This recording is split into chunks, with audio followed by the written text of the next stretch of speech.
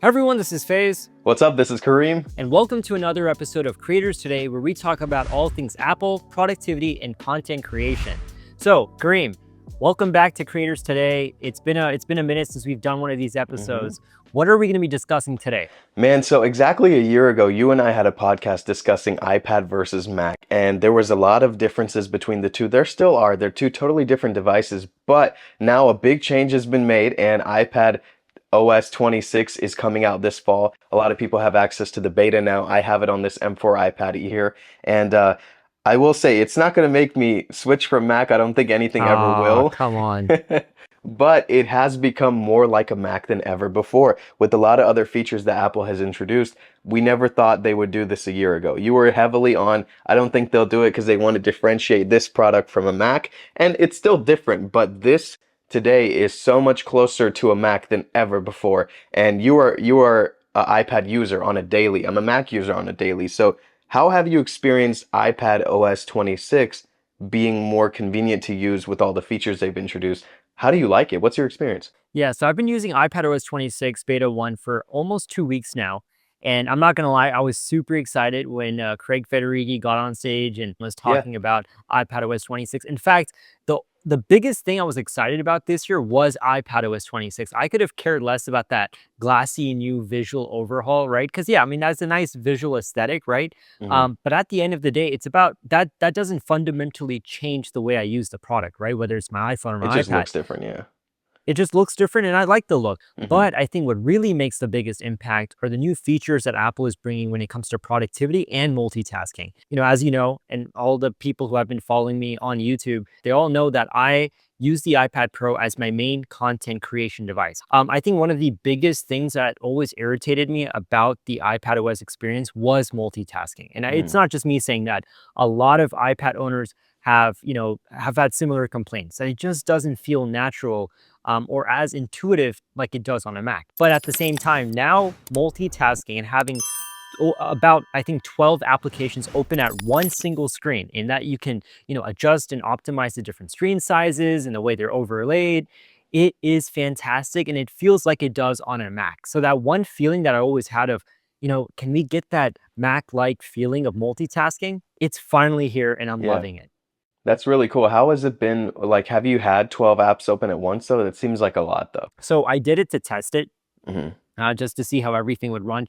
I had zero issues with opening up 12 applications. But here's the thing, I am someone who's not using 12 apps at the same time. Not many If you are. do, but if you do, comment below and let me know. And also let me know what and why you have 12 apps open at the That's a same lot. time. Because even when I had a Mac, I never had like 12 apps, at least on one screen. What I mean is having 12 applications on one Yeah. screen open.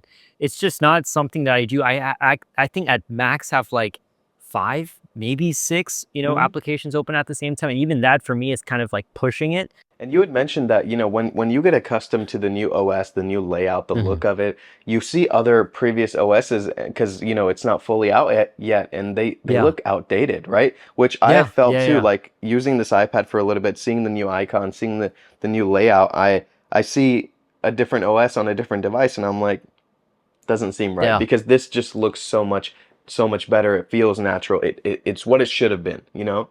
Right. Yeah. Absolutely. And I think that's kind of what Apple does. What I've noticed about them is that they'll either create this next gen OS, right? Hmm. And then they'll, you know, have a hardware that's coming soon that will take advantage of it, or it's vice versa. They'll have this next gen hardware, Yeah. right? And the OS is kind of lacking. It's because they're working towards incorporating that next gen OS with this amazing new hardware. So, for an example, I remember when the M4 iPad Pro came out, it was like, okay, it's great, but is it fully taking advantage of the M4 chip? Clearly could not run 12 applications at the time of its release, when the M4 chip could clearly handle you running that many applications on one screen, for an example, right? Hmm. But now, using iPadOS 26, I do think it's taking advantage of more of the RAM and the power that the M4 chip provides, right? And then the same thing with iOS 26, everyone's liking it, but I feel like that operating system is going to take full advantage of the new iPhones in the future, with that new all glass design that Apple is, reportedly working on, right? When I first saw WWDC and I saw the introduction of liquid glass, I personally, because I didn't see it in my hand. I saw it on a screen on other people's devices. It seemed like a scam. And what I mean by that is Really? it seemed like something that they're just introducing to throw out there to make it seem like, look, we did this big incredible thing. It looks cooler, it feels Uh, nicer, it's so fluid, blah blah blah. And I'm like, it's just Apple doing their crap again. They don't know what to do, so they're doing the I was yeah. wrong. I was wrong. And that's why I didn't make my opinion public because I'm like I have to try it before I Yeah. just say that. And now that I have liquid glass on this, like even seeing it on this menu bar here, dude, it's really pretty, guys. Like you have to experience it in person, try it out, use it, mess with it, and to understand like it's a good thing they did. I like it. It looks really nice, and within other applications too, I noticed that you can make them all clear and make it look good. The clear thing though, it's like I want to be able to read and see my applications. They Yeah. all kind of Yeah. look the Yeah. same, and I'm pretty sure Android has had that feature for a long time, you know. And then also like the menu bar up top, do you feel like your device has gotten a big upgrade because of that? Absolutely. And I'm glad that you brought that up because, for the longest time, I was trying to memorize all the shortcuts for all the different applications that I'm Yeah. using with the Magic Keyboard, right? So, for example, if I'm in Pages, right, I'm writing a document and I'm like, okay, well, is there an easy way to like quickly bring up my shortcuts rather than me like digging into all the different like toolbars and stuff, right? Hmm. So I tried very hard to like try to memorize different shortcuts on my Magic Keyboard. But at the end of the day, the most efficient thing is to just have everything laid out, right? Apple Everything. was trying very hard to be minimal, right? Um, but sometimes minimalism doesn't always work, right? And if something's working great on a Mac, and I'm saying this, and I'm quoting Craig Federighi here, he said it on a recent interview that if something is working great on a Mac, why not bring it to the iPad, right? And Hmm. obviously, because they are two different operating systems, you can do it in a very different way. But if something's working, let's just bring it over to the iPad. Now, when I'm working on a document, I can easily just hover that, on that top of my display. And I love how the menu bar comes up. I know exactly what to click on to get to my shortcuts and other tools. Yeah. It just seems like, why was the menu bar not here all along? And I do like Apple's implementation in a way because the menu bar is not static. It's not staying there the whole time Yeah. when you're using your applications, unlike a Mac, right? It only shows up when you hover the top part of your display.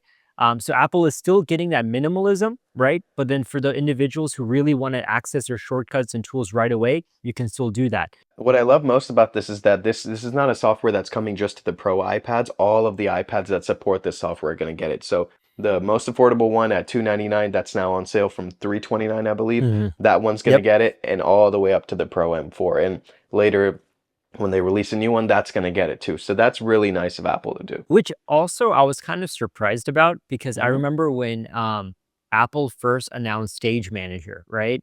That was something that was specifically for the higher end iPad Air and iPad Pro models. The iPad mini and the base iPad were kind of left out. And Apple's reasoning behind that was that the chip wasn't so powerful enough to take advantage of Stage Manager. Yeah. Um, but here you have multitasking that's like a Mac and it's way more powerful than Stage Manager.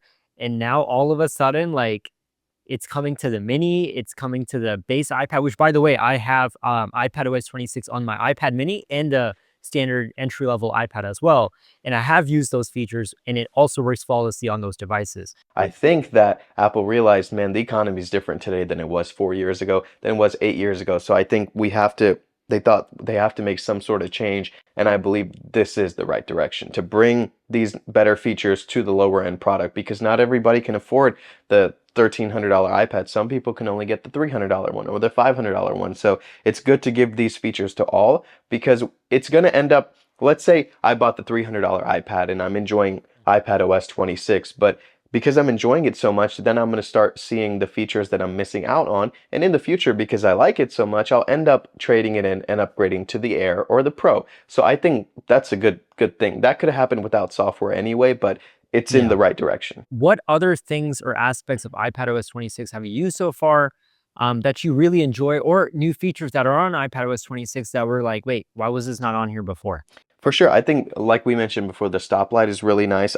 Again, I'm not Mhm. a often, daily iPad user, but having the stoplight in the corner is very nice. I'm still learning how to work it, and I don't know if certain gestures I make and the reactions it gives are, a glitch or not because it is beta, but it's it's nice to have, like the fact that I can make this window smaller or bigger, and then in the top left I have that whole stoplight there. So that's really cool. It's something that people who use iPad on a daily basis will really benefit from. Like I said, I Yeah. really only use this thing for YouTube and watching Yeah. soccer Yeah. games.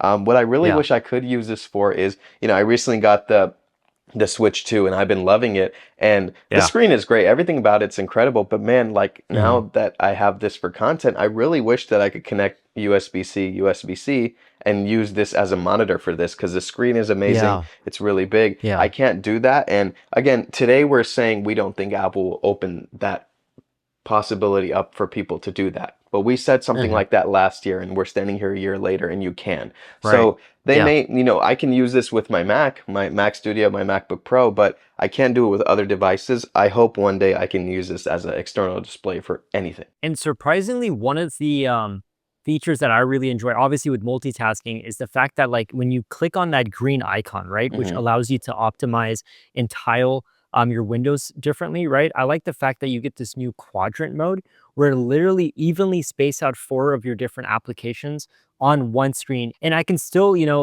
change the screen sizes for each one at the same time. So I find that really, really cool because that, before I would have to like physically click on each separate window and resize them and arrange them Yeah. and make it more organized. But now the OS can kind of organize it for me, so I think that's really, really cool. So I did it here with Safari and the calculator, and that is pretty cool. So if let's say I had YouTube and Safari, or YouTube and a picture that I was editing at the same time, that would be convenient for people who like to draw, or let's say you want to use Procreate while you watch your favorite show. You're able to do that now, and you can even make your window for what you're watching longer. So that's really nice that you have that ability to do so, and you can do that with both windows. This just makes the iPad experience better. On a Mac, it's so cool how you can pin files on your desktop, right? So if you quickly want to access it, Yeah. you can. You don't have to dig around your Finder application, right? So that's one thing I've always wanted. And technically, yeah, you could get the widgets app, right? Sorry, the files widget and pin that onto your home screen, right? But it's not the same, right? It's not as intuitive and stuff like that. Whereas now you can now put folders in the dock to easily access them from anywhere, which I Yeah. really, really like. Even how the folder like kind of fans out, it's the same animation that you see on a Mac. So once again, a great feature that was always on my wish list that we finally have. We discussed this in our last year's podcast, that one thing I did not like about iPad when comparing it to Mac was when you use the Magic Keyboard, you have this little dot that hovers everywhere. And if I'm not mistaken, did they make it into a mouse now? Like a click? Oh, We talked about this before. It man, used to be a circle, and I I know how hated much you that. hated that. Oh my And God. now it's a pointer. It's not the same cursor that's on a Mac, right? Yeah. Because they want to differentiate, Hmm. obviously. But it is a triangular, like typical pointer, Yeah. which I'm very happy about. Yeah, so that makes the experience for me, like it's little things like that that make it totally different for me, and there's still a lot Mhm. of differences. But even last year when we were discussing like my workflow, like last year I was saying I use many different softwares for photo editing, such as Photoshop Beta, Lightroom, and Evoto. For those of you who don't know, Evoto is just the AI software that perfects skin, removes blemishes, stray away hairs, and change background. It does it really, really well, and they're a great software. Not sponsored, by the way. But Evoto is now available on the iPad. So if I wanted to edit a photo Oh, and really? yes, it is. And Wow. Okay. it's still like a subscription type based program. But the fact that Yeah. it's now available here, you mean to tell me I can fully color a photo, remove things from the Mm. background, and now perfect someone's skin and background all in this device? Yo, that's convenient. So you can use the software now while logging in and just customize your photos the way you want it to. That's incredible for me. And the fact that the M4 chip is able to handle stuff like that, it makes it much better, especially because now you have the pointer click. You don't have the little pimple rolling around everywhere now. The clear pimple is The what little I, pimple. yeah, that's what I called it last week. And I'm like, I'm going to use that in the podcast. But, um, so that is very nice. Like they are slowly bringing more things, to iPad to make it more like Mac. But before I go on, do you have anything else you want to say about iPad? Because I want to talk about this video editing Yeah. problem with iPad. Yeah. So before we, jump to that, I just want to talk about a couple other things that are new to iPadOS 26. I think Yeah. we covered the big things, right? Like the new menu bar, the multitasking, adding dock, folders to the dock. But now also you get the preview app for the very first time. And for those of you who have a Mac, you probably use preview all the time, right? Hmm. It's basically how you can manage all your PDFs and also for documentation and making notes on those PDFs. It's really, really nice, very helpful. And to be very honest, I've been wanting an app like this on my iPad for such a long time. Like there are Yeah. so many PDFs and documents that I'm going through, and I would always have to get a third party application to make, changes to them or edit, or make edits, right? But now I can manage all my PDFs very, very well thanks to the preview app, which is now on the Yeah. iPad. Once again, this should have always been on the iPad to begin with, but it's finally here. And speaking of another application that should have always been on the iPad ever since it was announced was the Journal app. And Kareem, the Journal app was actually first introduced with the iPhone, and it was like an iPhone only app where people Yeah. can jot down their thoughts and basically, just journal, right? Just daily journaling, adding in images and videos and stuff like that. But that app always made a lot more sense on an iPad because people Hmm. use the iPad. Like I know people who buy the iPad just for journaling Yeah. and using it as a daily planner and stuff like that, right? And how was that on the iPhone first, on a much smaller screen, right? You can still Hmm. do journaling on that, but with the Apple Pencil and the keyboard, it Yeah. just makes more sense for that app to have first come on the iPad. But hey, it's finally here. It's finally here. iPads are the only Apple products that have a pencil that you can use with it. Hmm. So if Yeah, journaling, traditionally is used with some sort of writing tool, it's so weird that they didn't bring it to it. And I just feel like with all of these Apple devices, and the OSs that we're going to be using in the future, when they further bring the advancement of Apple Intelligence that has been delayed because they said it's taking longer than expected, I just think that these devices will become that much more better to use, more convenient, and you will be more productive while using them. So that's something exciting, right? You have a device just like a Tesla, just like all these Apple products, you have a device and it gets better over time through over-the-air software updates. And that just makes using this much better for daily life and daily productivity. It's great. definitely, definitely. There's a lot of cool features that are also trickling down from iOS 26. So, for example, Hmm. with messages, you can change the background of your messages, right, to Yes. visual of your choice. You can set polls with your friends and family members in messages. So, it's becoming more WhatsAppy in a way. Yeah. But hey, these are all good updates that I'm definitely, looking forward to. But going back to the original iPad versus Mac debate, let me ask you this. Now, obviously, you're a content creator, and for a lot of the content that you create, you like the experience of the Mac a lot better. And we'll talk about that in a second in greater detail. But let's talk about the average consumer here for a Yeah. second, Yeah. right? The fact that you can get all the features that we just talked about today, not just on the higher end iPad Pro or Hmm. even the iPad Air, but even the base $300 iPad. I feel like for most people who want to buy, let's say a MacBook Air, think about the person who's trying to buy a MacBook Air, right? Hmm. And is spending around $1,000 on a MacBook Air. Yeah. Could they have a similar computing experience on a $300 iPad? Yes, in a lot of ways, because it's a device that can do a million things just like the computer can. And with this Yeah. new software update that's coming to it, it will be more like the Mac than ever before. And it's extremely portable, very light, whether you have a Pro or a regular. These things are very thin and light, no matter what it is, right? It can still fit under a door. And you're not attached to a keyboard like you with the Mac. You can't take it off and go places. With this, you Hmm. can go anywhere, and battery is Yeah. pretty impressive. So I think yes, people can. People can for a Okay. great price, and you don't have to get a Mac to get it out. I feel like you don't have to get a Mac now to get an Apple computer because you can do that with Yeah. the iPad now, finally, because of this new OS that's coming. When you think about an average consumer, right? Obviously, I'm not talking about people who do coding and programming and For high end sure. like music and video creation. I'm just talking about the average consumer here, Hmm. right? Um, what are they really getting? Let's say the MacBook Air. What are they, who's the target demographic for a MacBook Air? Like, it's people who are using it for Safari, Yeah. creating maybe PowerPoint slides, Word documents, right? Accessing, sending and receiving emails, right? Hmm. Browsing through photographs and stuff. You can do that on an iPad, but I think the experience on the iPad is actually a lot more enjoyable because you're not, like you said, tied to the keyboard. You can just hold the display in your hand while you're laying on the couch or you're at a coffee shop, be manipulating things with the touch of your fingers. Hmm. And it's also a very versatile device. If you don't want to get computing done and you just want to browse through social media, you can just be swiping through it. If you want to read ebooks, it's great to read Yes. Oh, it's ebooks so on. good for You that. know, it's great for content consumption in general, right? Watching movies on Netflix or whatever, Hmm. when you're on a flight. So I feel like it's cheaper, it's more versatile, and offers a far more enjoyable experience. So that's why I think that the iPad now more than ever before is a great Mac replacement. Hmm.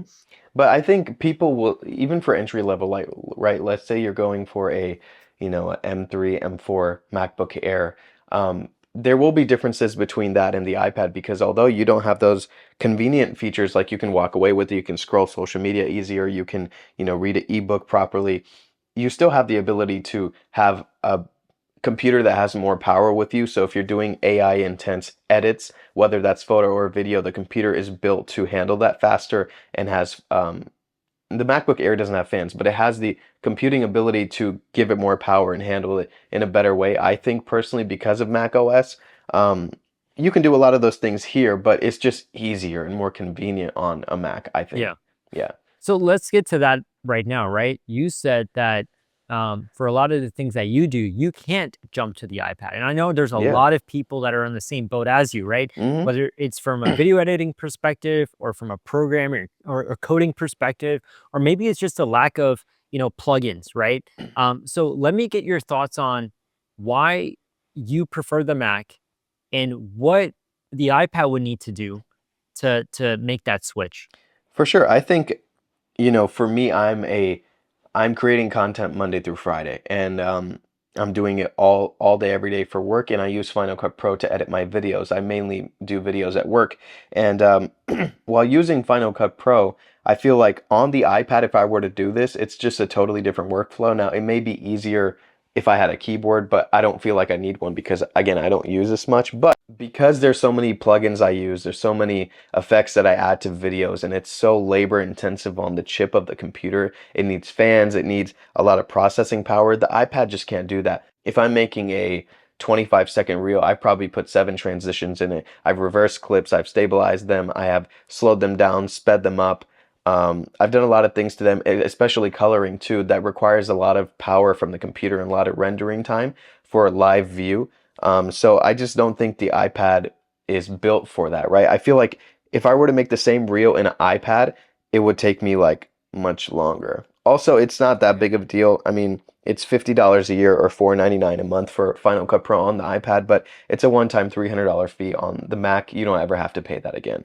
And I've had many different MacBooks. You can just download it, and it's great. But I just downloaded Final Cut Pro here, and it looks totally different. And I know it's supposed to because it's a It's more touch optimized, right? So, for but sure. but but I do also want to say that unfortunately, some of the applications are watered down on the Hmm. iPad. So even when you're looking at Final Cut Pro, it's looking different, not just because it is just more touch friendly. It's because you don't have all the bells and whistles like you do on a Mac OS version of Final Cut Pro. Yeah, for sure. It is a totally different thing, and I think they've done a good job at optimizing it for the iPad, and I think they did that because of course a lot of people wanted it, but then you're getting softwares like CapCut and LumaFusion that are doing such a great job that they thought, let's Hmm. give our take on it. Let's bring something that people Yeah, love to the iPad. And I don't know of all of the features that Final Cut Pro has for the iPad because I don't need to use it, but I do know that apps like CapCut and LumaFusion are miles ahead at their AI capabilities within the software to edit yeah, videos.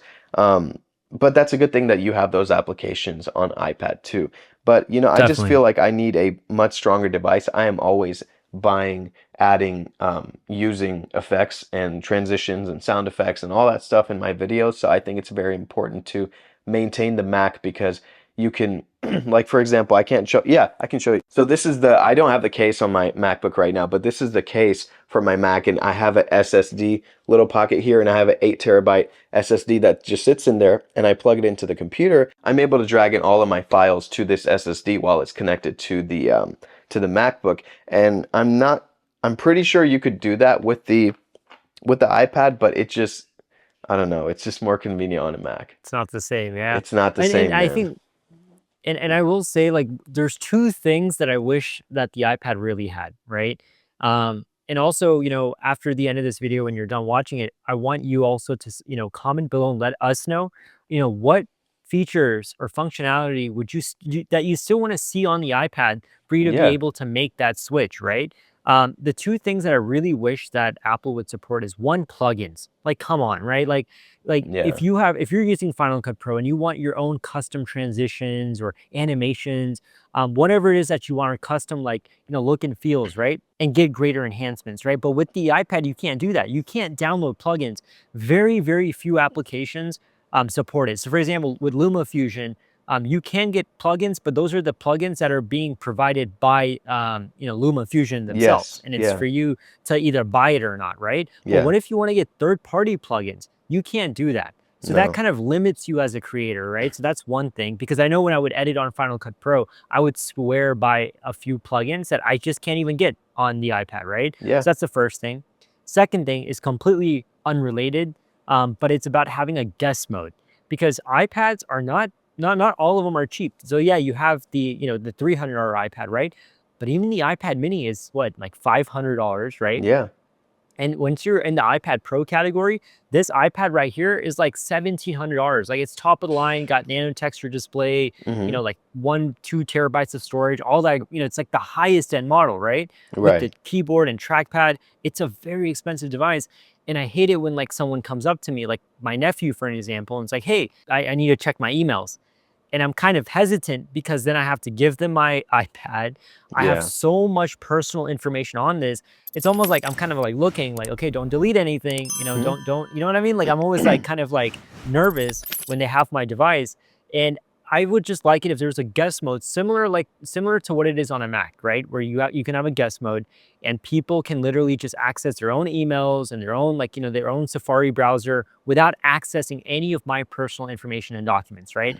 And I'm purposely saying guest mode and not multi-user support, Yeah. because you and I both know Apple is not going to do that. If you have one device, right, and it's literally optimized per the individual, right? So, like, with an Apple TV, if I have, like, if you go on Kareem's page, right, all of your movies and TV shows and what you were recently watching pops up, right? Yeah. And if Yeah. I click on Phase, and my stuff will pop up. Apple won't do that with the iPad. I get it, but at least offer a guest mode. Even the $3,500 Apple Vision Pro has that. So when you put the headset on, you're in guest mode, right? So I just really wish that Apple would bring guest mode to the iPad. I don't know if I'm the only one that's really wanting this, but it needs to be on the iPad.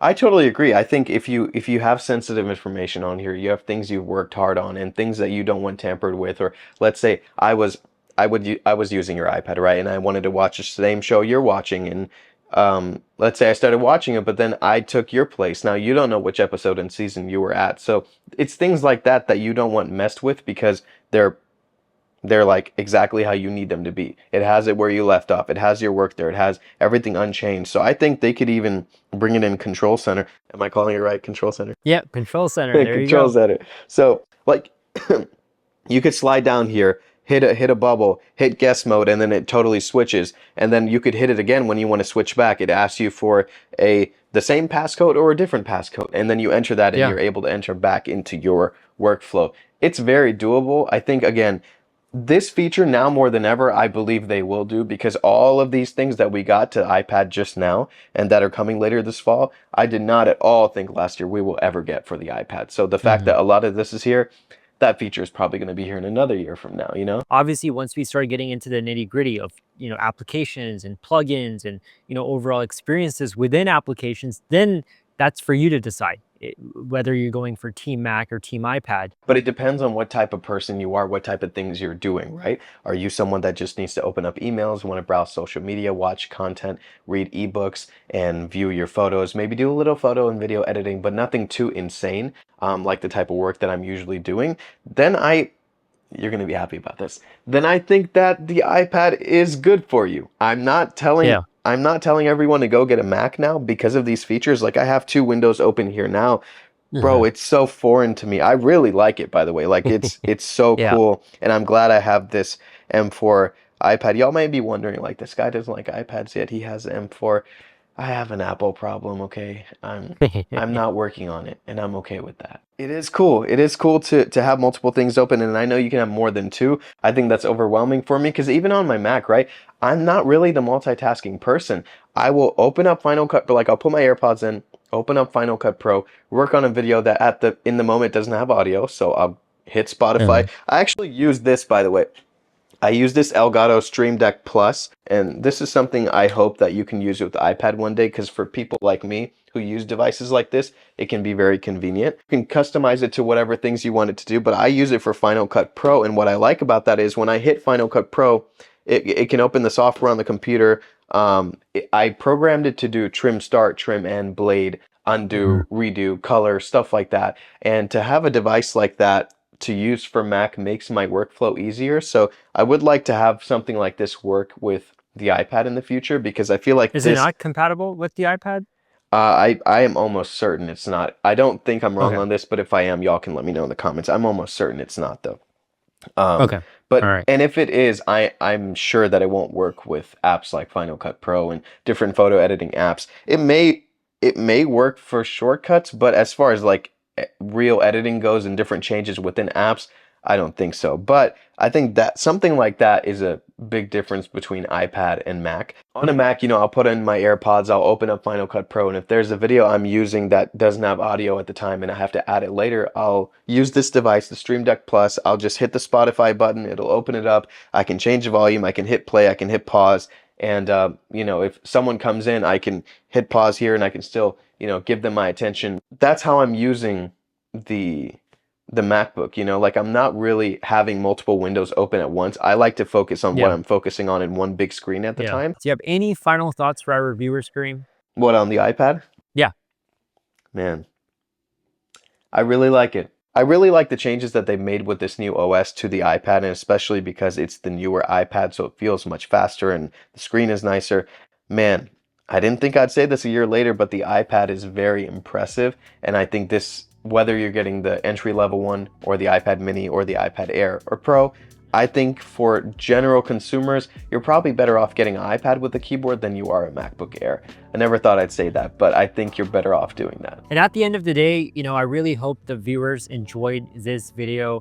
The iPad versus Mac debate, it's not going to end anytime soon, as you can clearly No, tell, right? yeah. We started debating about this last year.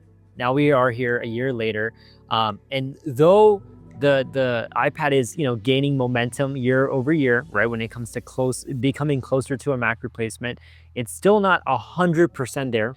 No. From Kareem's perspective. Yeah. I still believe that for the average consumer, I think it's great. Obviously, it really depends on how you use the device, right? But at the end of the day, we want to know your thoughts. What do you think about iPadOS 26 and where we are with the iPad lineup right now? Do you think it can be a great Mac replacement for you or for the average consumer? Let us know your thoughts in the comment section below. And also let us know what things you would want to see in upcoming iPadOS releases or even hardware where you can make that jump and make it your Mac replacement. So whatever thoughts you have, whatever questions you have, leave them down in the comment section below. Subscribe to the channel if you haven't already done so for all things Apple, productivity, and more. And we'll come up with even more episodes for you guys to enjoy. Subscribe, and we'll see you next time. Thank you for watching.